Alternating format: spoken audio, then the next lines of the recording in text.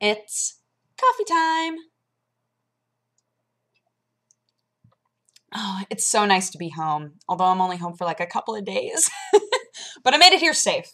So I get to have these couple of days with my kitties, and then I'm off again for Thanksgiving. And then after Thanksgiving, I'll be here for good for a while, which is kind of a nice feeling. But man, our trip to Belgium was fantastic. It was Jesse's first time there. It was my second time there. And I found out I've only been to areas of Belgium, aside from Brussels, but I haven't spent time in Brussels. I've only been to areas of Belgium that are like the Dutch Flemish areas. So everybody that we met during the meetups was like, oh, you're going to make all of the French Belgian people very angry with you. And I was like, no, I'm sorry, I didn't know. But man, it was just great. I really, really liked Ghent. Some of the older gentlemen called it Gent or Ghent. Like it wasn't like a hard G, but the G was kind of still there. And I kept trying to replicate it, and everybody was making fun of me. So you'll see that in the vlog. Actually, I already edited together all of the footage from when Jesse and I got to walk around. We were super busy while we were there, but we got one morning. We got Saturday morning to just walk around and take footage and see stuff. And yeah, at the very beginning of that, I'm like, we're in Gent. And I was like, yes, everybody's going to give me so much poop about that. But yeah, that's all edited together. That's going up tomorrow around like noon. So be ready for that. It's happening. But yeah, man, Belgium, so fun. It was just as like beautiful feeling as I remember it being. I don't even know how to explain why I like Belgium. Even most of the Belgians that I met were like, why do you like Belgium so much? It was so funny to me. But I don't know, but like so many just nice stone streets and old buildings, which is true of a lot of places in Europe, but for some reason Belgium has a very like sweet feeling to it. I don't know. But it was really cool being in a different city that felt similar but wasn't the same, you know. And Ghent is it's like a student town, so there were people like kind of around our age pretty much everywhere, which was kind of interesting. I was like, oh, there are a lot of like kids here, or like what feel like kids, or like people my age.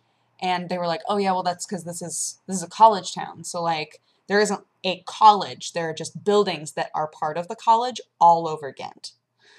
And I was like, what? That sounds so confusing. But it's pretty cool. So it makes it so that there's a lot of, it's very lively. It's very lively there. But everything's still closed around like 10. So actually the very first night that we were there, everybody was like, why did you get Greek food? The reason we got Greek food the first night that we were there is because it was the only place that was open. We were like, oh, okay, this is our option. And the guy that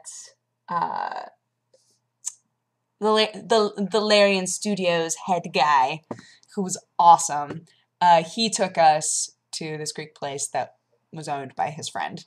So we were like, all right, we got to just kind of like hang around and chat and talk about, you know, what we were going to be doing for the rest of the days and everything.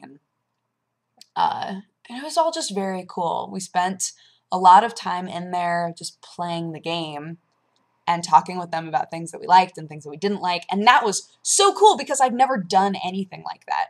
I've played a lot of games, but I've never been involved in the process of talking to a developer and being like, there's something kind of off about this and I don't know what it is.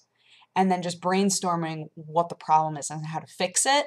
I thought that was so fun. Just really, really rewarding and fun. So they let us play like their most recent build of the game, basically. And I really like it so far. I think that it's going to turn out to be a cool game. But Larian Studios is, I can't remember if I mentioned this or not yet. Larian Studios were the ones that brought us out there, and they made all of the Divinity games and Dragon Commander, and so they kickstarted this newest Divinity game.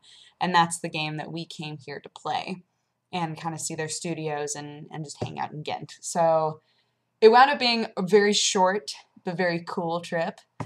And man, we wound up with 2 different fan meetups. which was also crazy because I didn't even know the first one was happening. Those of you who were there, if I looked surprised, it was because I had no idea. Like, it was the weirdest thing.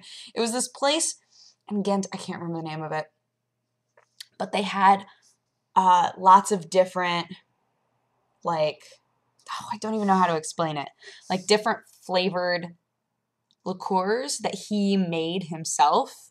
So like there were all these different fruit ones and all these different chocolate ones and just so many different types of drinks and different colors of drinks. And so people would just buy like platters of a bunch of them and be like, everybody take whatever one you want. And so I had a few of those. Unfortunately, I couldn't have any of the like chocolate ones because they all were milk based. So I was like, no, I can't have those. But like the passion fruit one was delicious and the apple one was delicious. And they tried to get me to have the pepper one. You know who you are. All of you know who you are. Those of you who tried to get me to try the pepper one, don't be silly. Jesse had it, and he was like, that might have been the worst thing I've ever tasted. It's literally just like, he said it tasted like somebody mashed up a jalapeno pepper and then put it into a shot. And I was like, no, I'm good. I don't need that. But that was our first place that we had a meetup at because we got so many messages from people saying, I know that you're doing the meetup on Saturday, but that's not, I have to leave on Friday or I have to leave on Saturday morning. Like, is there any possible way you can do even just like a small meetup on Friday? And so Jesse tweeted out, again without telling me, tweeted out and was like, hey, we're going to be here. So if you can't make it tomorrow, come here. And so a bunch of people came and we're all just so sweet, like wonderful. Everybody, I can't think of a single person that I met Friday night or Saturday night that wasn't just fantastic. Like, just so sweet. I loved talking to all of you. Like, I know that this is going to sound awful. I don't take a huge interest in the politics of my own country, which I know I should, but I find the politics of other countries fascinating because, like, Belgium had no government for 2 years. And they were fine. So, like, they were joking. They were like, yeah, you know, everybody's freaking out over America being in shutdown, but we had no government for 2 years and we were fine. And I was like, I guess that's true. Although we're huge. We are a huge country with a lot of angry people in it. So, but yeah, it was just very, very cool. And I found out that when talking to other Dutch people, I should refer to the people in Belgium as Flemish, not Dutch, because otherwise they will get upset. So now I know that in Belgium there's French, German, and Flemish are the 3 major languages. And I think Flemish sounds beautiful. I'm just going to say that right now because everybody was like, oh, Flemish sounds weird. And I was like, no, it sounds awesome. You don't understand. I loved it. The only thing that I learned how to say was dank you, is thank you. They sound so, a lot of the words just sound really similar to the English version of the word, and I don't know why that is. That really blew my mind. But, yeah, like, just had a fantastic time there. And I'm sad that it was that short, but I am doing the Thanksgiving thing, so it makes sense. But, yeah, so, our sleep schedules never really got fixed at all. So if I look exhausted, I feel physically exhausted, but mentally very awake. And it's been that way the whole time I've been gone. Because the first day, normally I'm very good, that the first day that I get there, I'm going to stay up all day. And then I go to sleep when everybody normally goes to sleep. And that way you kind of set your clock early that way. But a combination of us staying up really late every single night and taking like small naps every afternoon because we were just exhausted. Like it would get to a certain point, like 4 or 5 in the afternoon, and both Jesse and I would be falling asleep at the wheel, like hardcore. So we were taking naps every day. We were staying up really late every night. And then on the plane flights today, the plane flights there, I didn't sleep at all. Plane flights today, I slept on and off, but every time I woke up, my whole body just hurt. So now I'm like sitting here going, man, I like the idea of sleeping. I don't want to sleep. I don't want to sleep at all, just because I feel like I've been kind of sleeping all day. It's very weird. But I tweeted about this. There's a little girl on the plane. Oh my God. I don't even know if Jesse remembers this. There was a little girl on the plane who was so cute that was reading this article about, she was talking about this article in her Teeny Bopper magazine about a girl who was being chased through the woods by a bear. And she remembered someone in her family telling her that if there's a bear, she should play dead.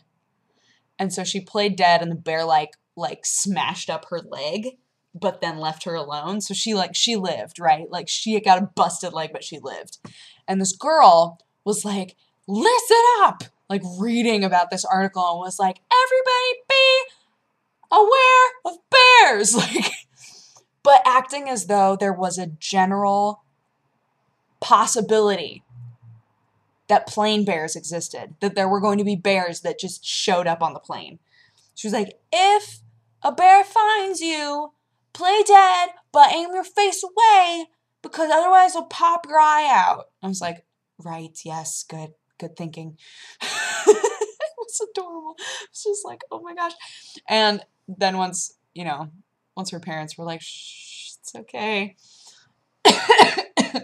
She was still like loudly telling her siblings about how they needed to be careful of bears, or plane bears, as I kept replacing it in my mind with. Be aware of plane bears. They could show up at any time. Hilarious.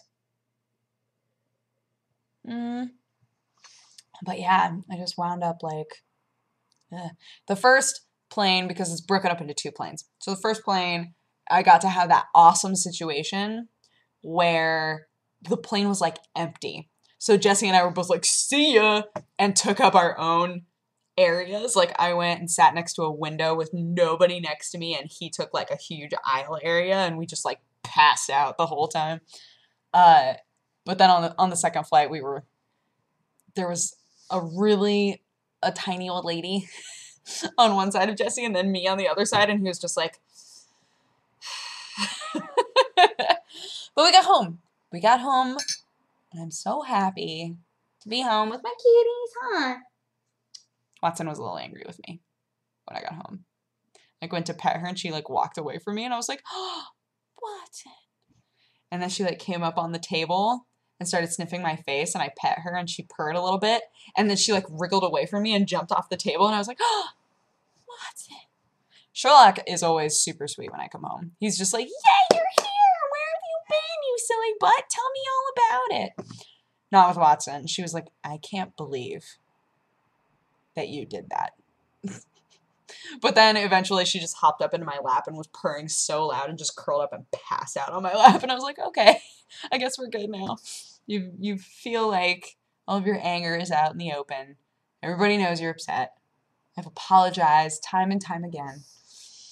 So, but yeah, the trip to Belgium was fantastic. And because I wasn't able to make a lot of coffee times, we came up with what I was calling mini coffees, but now I think there's a general consensus that it should be changed to Insta Coffee, which is where I just make tiny weird vlog videos on Instagram. And they were always super weird. Like we made it very clear that we wanted to have as intense of Belgian food as we could find. And so TB had told us we had to try tuna pizza, so we had tuna pizza. I liked it, but I don't think I could have eaten like an entire tuna pizza, right? Like 2 slices and I was good. We also had Bicky burgers. I don't even know what Bicky burgers are.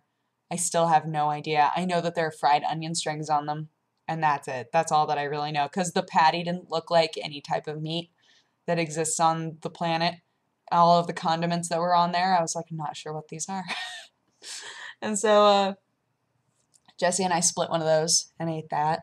And Jesse hated it, and I thought it was like, but again, I don't know what that patty was, and that concerns me. And then, because French fries are not actually from France, but are from Belgium, everybody said we had to try Belgian fries. And they were good. They were good fries. But the thing that they do with them, which blew my mind, was they put like a really meaty au jus all over the fries. So like there's big chunks of meat in there. Just put it all over the fries and then mayo on top. And I was like, okay, I don't want the mayo. But they gave me like a bunch of fries and then like a big cup of meat au jus. And I was like, oh. So because I didn't want the fries to get soggy, I dipped the fries in the au jus instead of pouring the au jus on top. I know, it's not the way I'm supposed to do it. I get it. But I was like, I don't think I'm going to like this as much if they're soggy, you know? So I dipped it and then ate them. That was delicious. What else did we try? Oh, I had Coubertin ice cream. I did an Instagram video of that, of my espresso and then my Coubertin ice cream. Coubertin means nose. And so, like, the Coubertin are, like, weird little Belgian candies that taste like nothing else on the earth. They taste very strange, but I started to kind of like them by the end. And they're kind of shaped to look like noses. But apparently, originally, they used to be just, like, full faces. Like, they were candies that just looked like faces. I was like, oh. So, I have some Coubertin that I brought home that I'm going to make people eat. Be like, here's a face. Enjoy. Be like, oh. But the Coubertin ice cream was really, really good. And we had chocolate. Chocolate was good. I had to have the like super bitter chocolate, but it was very good. And what else did we eat that was like super Belgian? I'm trying to remember. We had Greek food that first night. Second night, I had snow crab. That was delicious. Oh, that was so good. And Coubertin ice cream. And, man, I'm trying to think if there's anything else that we ate that was like, you have to eat this, say all Belgians. Maybe not. Maybe that was it. But even that was like things that I didn't know about, you know, like things that I didn't realize were a thing. So that was kind of nice. We didn't have waffles. We didn't have, what am I thinking of? I don't know. We had beers. We had Belgian beers. I really liked, oh gosh, you guys are going to make fun of me because I can't say this word right. I really liked Duvel, whatever. You know what I mean. That beer is really good. And every single time I ordered it, the bartender would say, are you sure you want this? It's very strong. And I was like, just give me the beer, God, every single time. I'm like, you don't understand. I mean, Belgian beers are different. I was like, I get it. It's just like, let me drink my drink. I'm probably only going to have one of these. Just like, but Duvel, whatever, is very good. I liked that one a lot. And, yeah, it was fun. And all of you were amazing. And taught me so much about Belgium. Everybody at Larian was amazing. If any of you are watching, thank you so much. And, yeah, had a great, great trip. And if you ever get the chance to go to Belgium, I think you should. And I'll go back soon. Because it's awesome. But anyway, I am going to try to relax my brain so that I can go to sleep on time. But I hope that you guys had an amazing weekend, and I will talk to you again tomorrow. Bye-bye. Mwah.